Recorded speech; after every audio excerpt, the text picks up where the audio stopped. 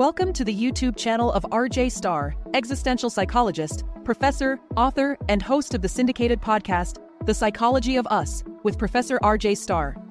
This is a space for those who think beyond the surface, who question the patterns of human behavior, and who seek a deeper understanding of themselves and the world around them. Here, psychology isn't simplified into trends or quick fixes. It's an exploration of identity, meaning, and the forces that shape our lives. Every video is an invitation to challenge assumptions, expand perspective, and engage with the complexities of the human experience. If you're ready to move beyond the ordinary and into the profound, you're in the right place. Today, we're talking about something that happens to all of us, whether we realize it or not: the false consensus effect. It's the tendency to assume that our opinions, our beliefs, and even our personal choices are more common than they actually are. You've probably experienced this before. Maybe you've been in a conversation where you said something, fully expecting agreement, only to be met with silence, or worse, strong opposition. It's a jarring feeling, isn't it?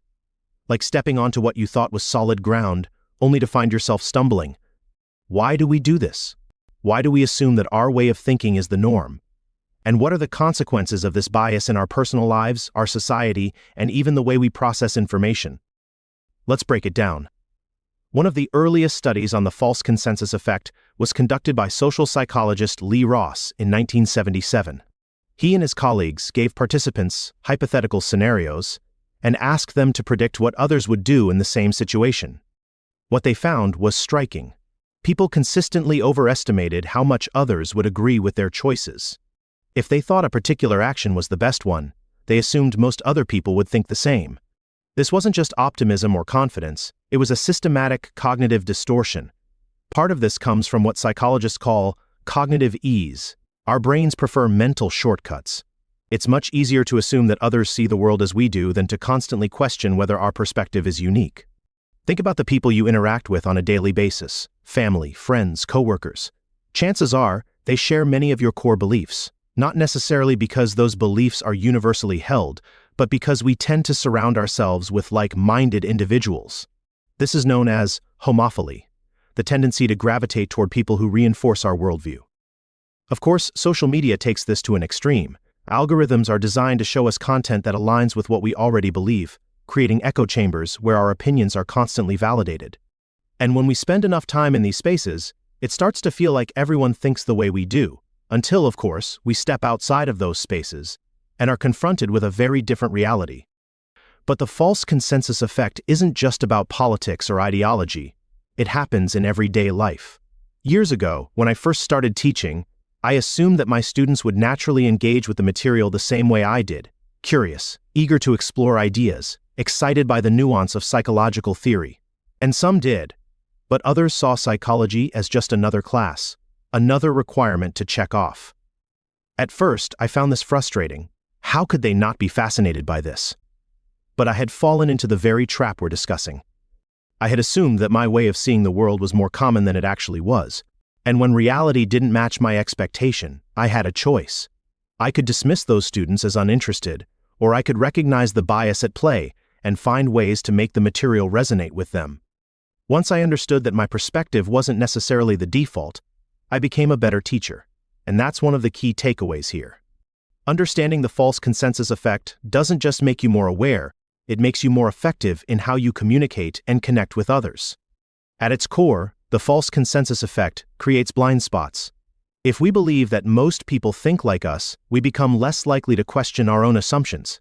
And when we stop questioning, we stop learning. This bias plays a major role in social division. One of the reasons people struggle to have productive conversations about controversial topics is that they assume the majority already agrees with them. When confronted with an opposing view, it can feel not just surprising, but almost offensive, as if the other person is denying something that should be obvious. This leads to what psychologists call reactance, the knee-jerk reaction of doubling down on a belief when it's challenged, rather than considering new information. The false consensus effect also shows up in decision-making. In business, leaders sometimes assume that their employees share their priorities and motivations. In relationships, people assume that their partners or friends would naturally react to situations the way they would. And when that doesn't happen, it can lead to misunderstandings, resentment, or even conflict. So how do we counteract this bias? First, we have to actively seek out diverse perspectives. It's not enough to passively consume different viewpoints, we have to engage with them. This doesn't mean agreeing with everything we hear, but it does mean listening with the intent to understand, rather than just waiting for our turn to argue. Second, we have to get comfortable with uncertainty. Psychologists talk about intellectual humility, the recognition that our knowledge is always incomplete, and that we could be wrong. The more we embrace this mindset, the less likely we are to fall into the trap of false consensus. And finally, we have to remind ourselves that our experiences are just that, our own. No single perspective, no matter how rational it seems, represents an objective truth. The world is more complex than our own minds allow us to see, and acknowledging that complexity isn't just a mark of intelligence, it's a mark of wisdom. The false consensus effect is subtle, but its impact is profound. It shapes how we see the world, how we interact with others, and even how we define reality itself. Recognizing it doesn't mean eliminating bias entirely. None of us are immune to cognitive distortions. But it does mean we can catch ourselves in those moments when we assume too much. And in doing so, we open the door to greater understanding, both of ourselves and of the people around us. So here's something to try.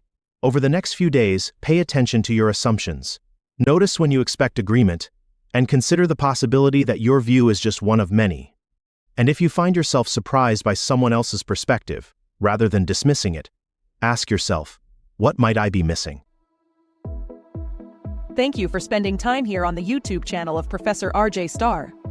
Psychology isn't just something to learn, it's something to live. Every insight, every question, every new perspective is a step toward understanding yourself and the world more deeply. If this video challenged your thinking or sparked something new, stay connected. Subscribe for more, share your thoughts in the comments, and continue the conversation. Until next time, keep questioning, keep growing, and keep exploring what it truly means to be human.